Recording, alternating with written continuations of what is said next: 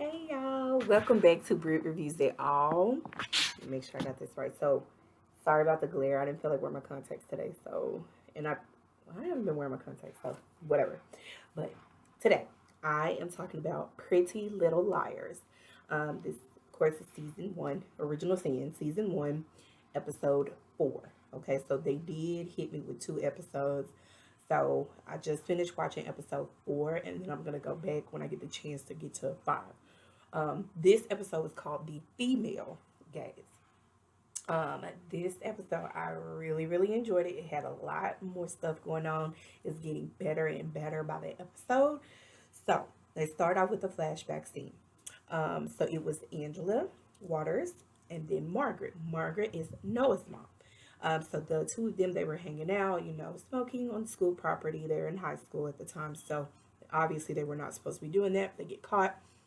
And then Angela, something with the janitor. The janitor says, "Come on, Angela," and they walk off. Don't know if that was a relative to Angela, you know what I'm saying, or if something that wasn't supposed to be going on between the janitor and Angela was going on. I don't know. I'm sure that we'll get more details as we go along with the episodes that are streaming. So that was that. Now, saying that to say that Margaret, she's at work, she gets a bag and it has a bear in it and it has the Mother of the Year on it. And so they flash back to show that Margaret had gifted Angela a bear, the same exact type of bear with the t-shirt and everything. So basically, A is messing with Margaret. So she's up to be the next target, right? We can put those two together. Um, now, so that was that. That was the most I got out of those scenes. Okay, so now we move on to where Imogen and the girls, they're trying to figure out. I mean, they're talking. Nothing happened when it came to the disciplinary thing about them being expelled. So they're just sitting all around, just kind of like, okay, y'all, like what's happening next? Like, what are we gonna do next? Like, what do we do? Where do we go from here? Um, we know as the girls they're getting ready to disperse and go about their way. Tabby, she's like, "Oh, you guys, I forgot something. I'll be right back." So she goes back into the school, and we find out she still has putting a camera in the boys' bathroom. So she went there to retrieve the camera. While she's in there, some boys come in, so she has to go and hide, and she hears some information that kind of triggered her in a way. So we're gonna leave it at that, right? We're gonna see what happens with that whole thing, and we are going to start to get more information as to why Tabby has been recording in the boys' locker room and reviewing that footage. She's looking for something. All right, moving on. Now, Imogen, she gets a flashback. We get to see where her mom is showing her their home for the first time, and it's just them two. So the father was not involved at this point. It was Imogen and her mom, and so she's there. She's visiting the house. I think she was supposed to go there to go through some of her mother's things and just kind of see what's going to be what, sort through her stuff. And she hears something. So obviously coming downstairs from the basement, she's going down there. Gets the flashlight. As she's going down the stairs, we see that A is there in that house underneath the stairs. That was like so freaking creepy. Oh my gosh. So she goes in there, and I'm like, oh my gosh, we finna have another scene with Imogen and A. Only it turned out that A was very much aware that Imogen was there. Imogen was not aware that A was in the building this time.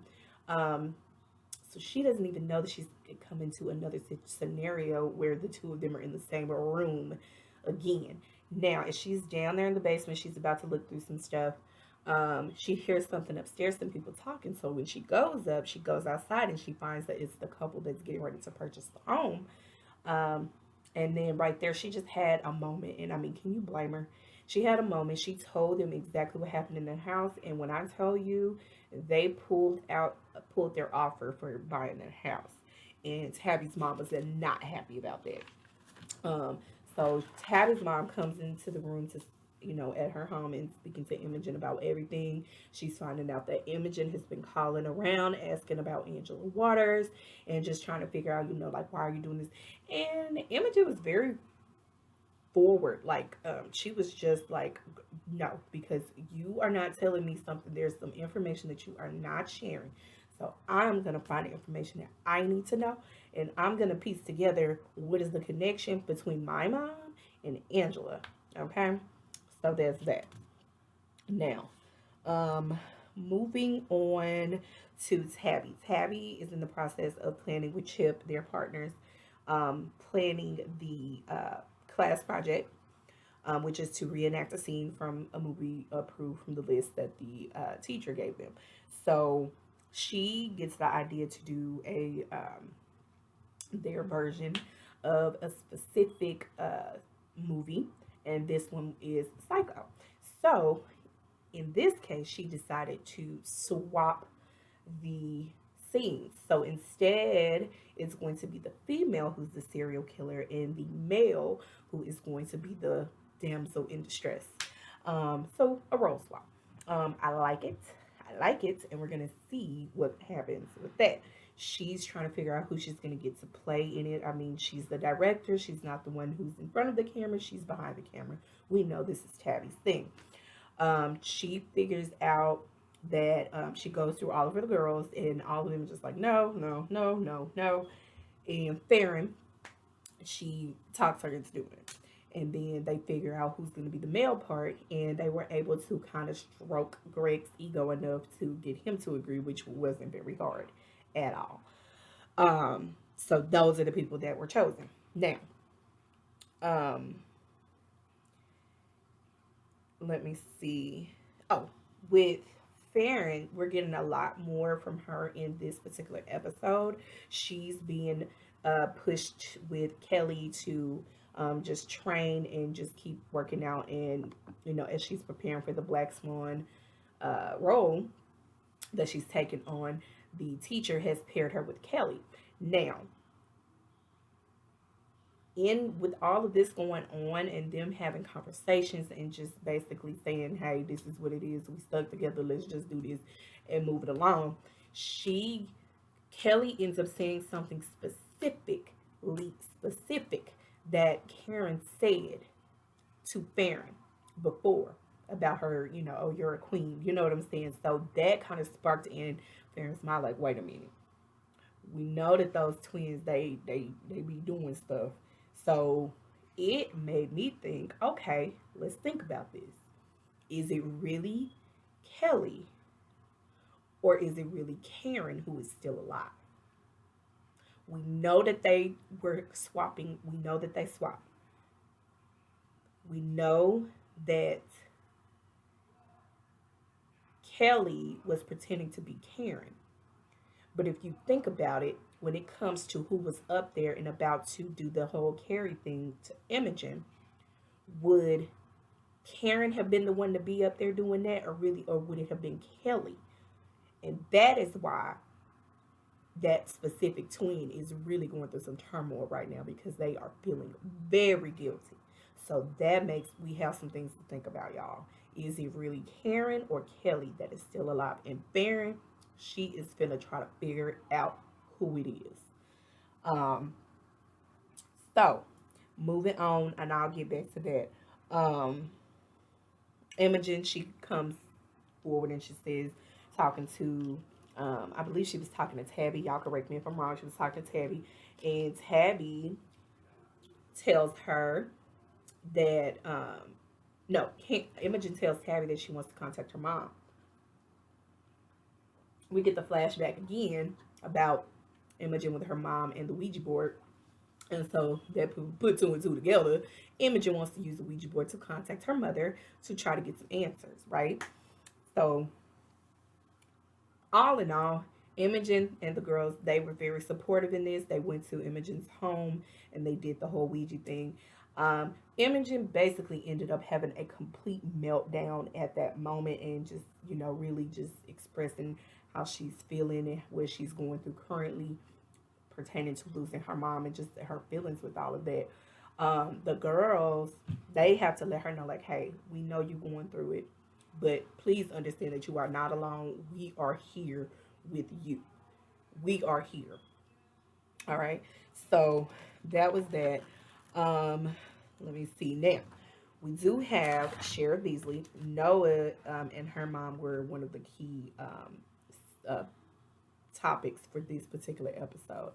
So Sheriff Beasley, he's been really, really pushing at Noah because he knows that she's getting ready to get off of probation. So he shows up unannounced at her home to do a check, which he said a part of your probation is um, we can do random visits to check the home. So he comes in, checks a room, and the whole time when he was in there, I was wondering, like, girl, did you ever get rid of that USB, or do you still have it? But she didn't seem nervous about him finding that in there, so I'm gonna assume that maybe she got rid of it. But it leaves room to wonder, did she really get rid of it, or does she still have it? So that is still a question mark, right? All right. So he didn't find nothing in her room. He does find a little thing with some pills in it, and she's like, and the mom instantly says, oh, those are not mine. And it's like, lady, you are very quick to just for self, you know? But Noah steps in. She says, no, those are magnesium pills. The school nurse, she gives me those to help me for sleep. So, and she said, you can ask her. So he leaves it alone. He leaves. Um, Now, at this point, it's really pretty much kind of putting Noah on edge to kind of look at her mom like, hey, are you still using, like, I mean, what's going on here? Because with her being on probation, it is not okay for her to have medication in that home, a certain type of pills in that home, any type of drugs that are not prescribed to her or her mom. So if they have anything randomly in that home that is not prescribed to the residents of that home, that could get Noah in trouble. Now, Noah, the next morning, she's still questioning everything that's going on with her mom and why her mom is so quick to jump and say, oh, those are not mine. She goes and she checks her mom's bag and she finds a pill bottle with someone else's name on it. So that lets us know her mom is still doing same old, same old. She's back at it again.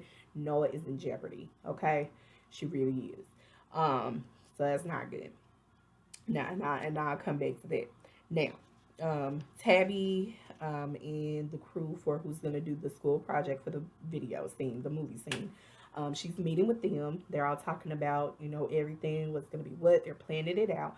They are planning to sneak into the school after hours to go into the men's locker room, the boys' locker room, to film the scene that she needs. She does need to shower. Did they have to do it there? No. They could have used somebody's house, anybody's house, and filmed it and been done with it. But it is what it is.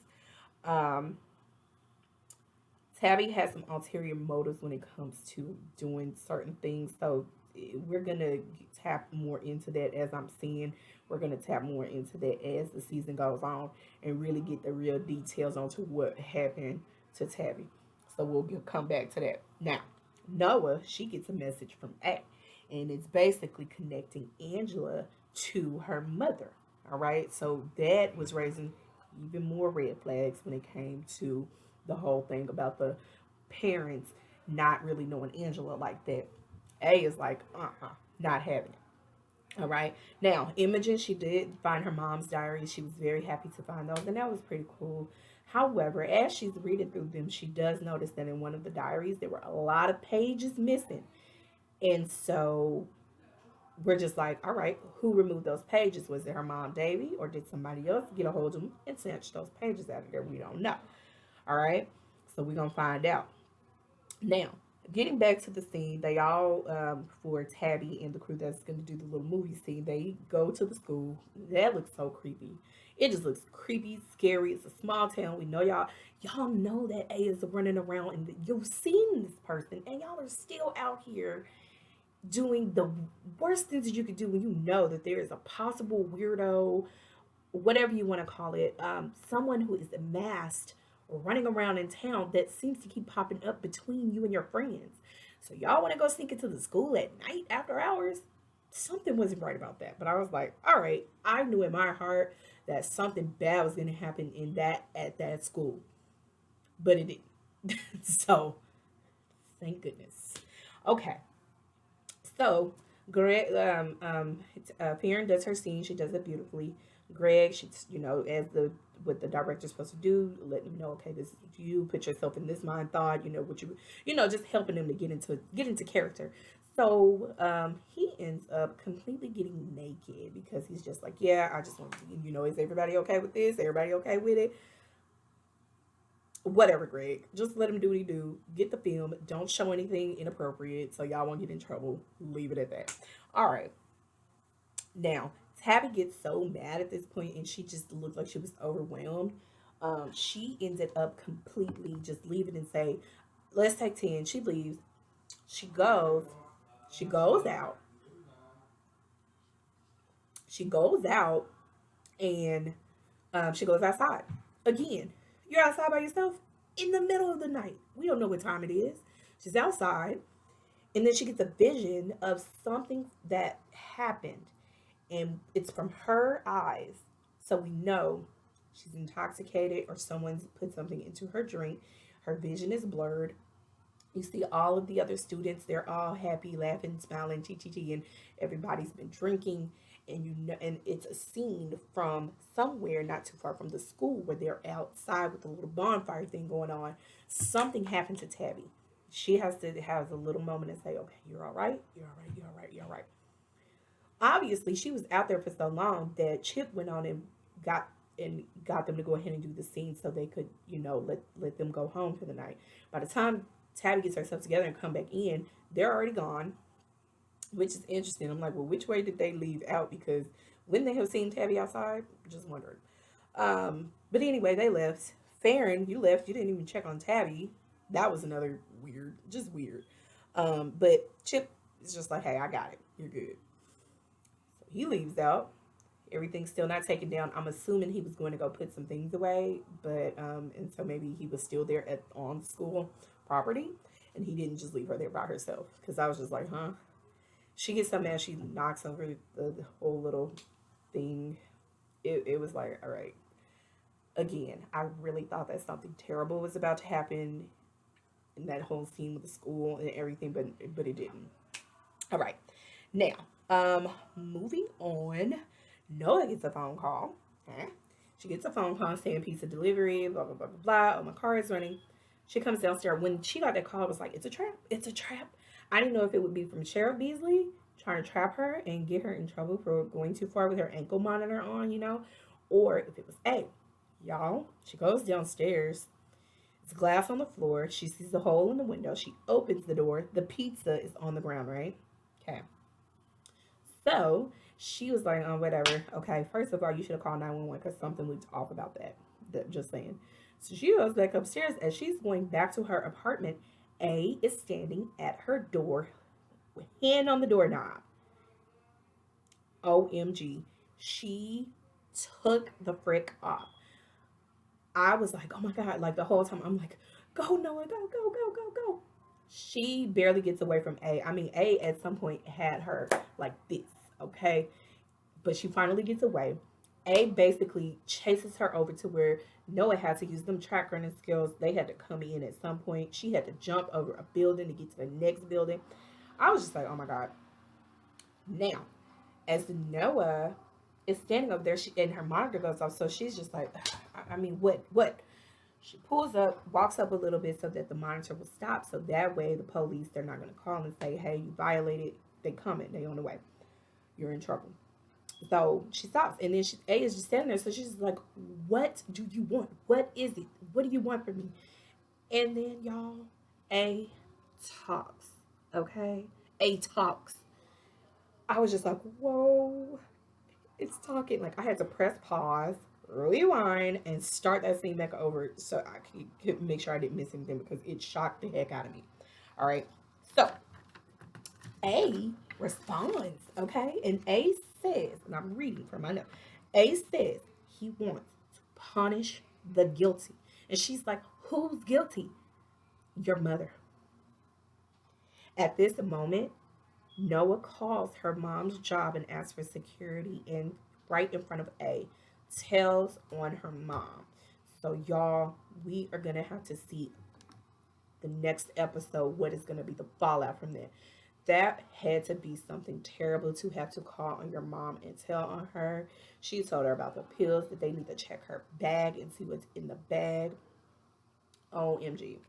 So that's what was going on. They showed Tabby reviewing the footage, and she's seeing Greg, and y'all, we don't know if Greg was the one bothering, who did something to Tabby. We don't know yet, but we're gonna find out because she's getting some views there. She's getting some kind of emotion from that. So, and I'm sorry about the background noise, y'all. I have family over. Um, So now Farrah, she's still on her mission to see if Kelly is still Karen. No, to see if Kelly is Karen or who's lying. She's like, she thought about it and she's like, one of the twins, and I can't remember which one it was. I think it was Karen. I don't know. Their toe got cut from the razor blade that was in their ballet shoe. So she's trying to reel in um, one of the other dancers, the guy dancers who works with Kelly, to figure out who is the twin. Which twin is it? So we're gonna find out.